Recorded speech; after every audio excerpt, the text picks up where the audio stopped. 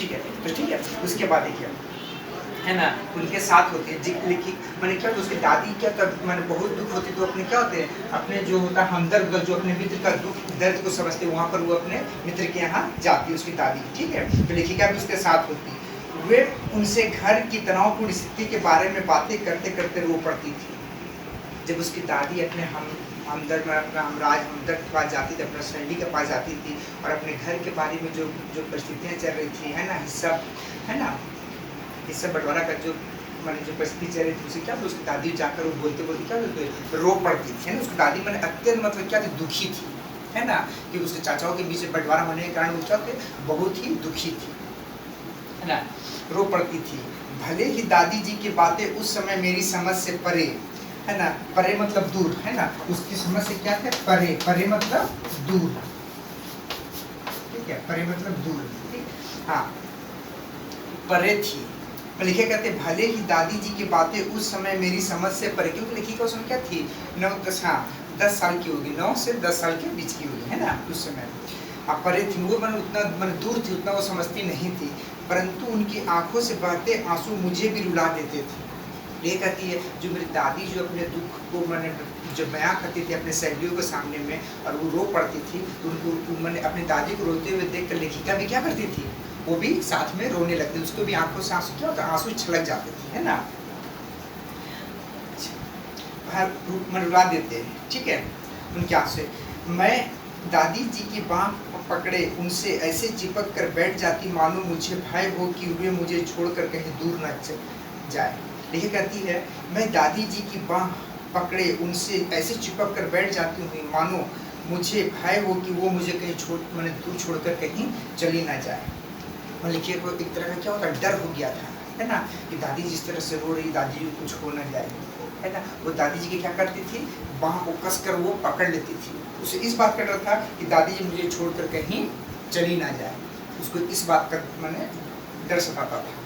मुझे रोती देख सभी यही कहते कि पूरे घर में सिर्फ इसे ही उनकी चिंता है ना।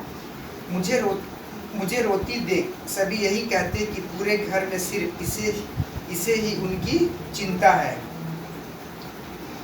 मैंने लिखिका जब रोती थी तो सभी जो घर वाले थे बोलते थे देखो ना इसको मतलब सबसे अधिक चिंता किसको है, लिखिका उनकी पोती को है ना, कि उस दादी का मैंने सुख दुख में वो साथ रहती थी, साथ, है ना, इसीलिए क्या सभी लोग कहते थे कि सिर्फ इनके ही मतलब इसे ही चिंता है। तब दादी कहती कि मैं उनकी जान हूँ और मेरी तकलीफ उन्हें स्वतः महसूस हो जाती है। स्वतः मतलब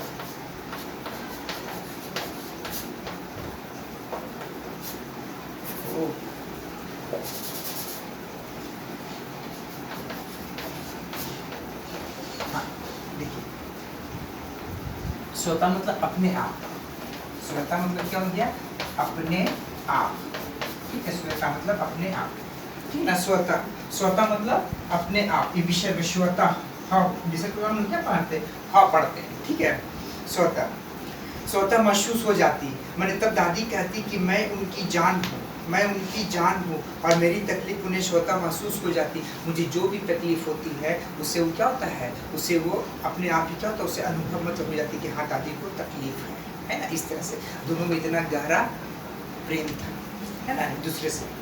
बचपन से लेकर मेरी शादी और उसके बाद भी दादी जी से मेरा लगाव कम नहीं हुआ, है ना। लिखिए कहती बचपन से लेकर मेरी शादी, अब लिखिए क्या हो गई, बड़ी हो गई, है ना, वो अपना बातों क्या बयां कर रही है, जो बीती हुई बात अपनी दादी के साथ जो बिताए हुए पल है उसको वो बता रही है, ठीक है। बचपन से लेकर मेरी शादी और उसके बाद भी दादी जी से मेरा लगाव कम नहीं हुआ, है ना। बचपन से लेकर शादी होने तक में जिस तरह से बचपन में उसकी दादी उसे इतना प्यार करती थी, लेखिका के शादी के बाद भी उन्हें क्या करती थी, उसी तरह से बेतहा प्यार मैंने उसकी दादी करती थी, ठीक है।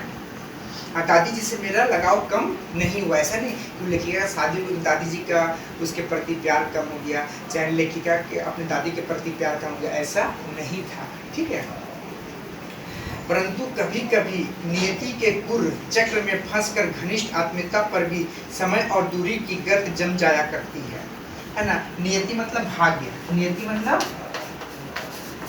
हाँ, नियति मतलब क्या हो गया, भाग्य, नियति मतलब भाग्य है ना।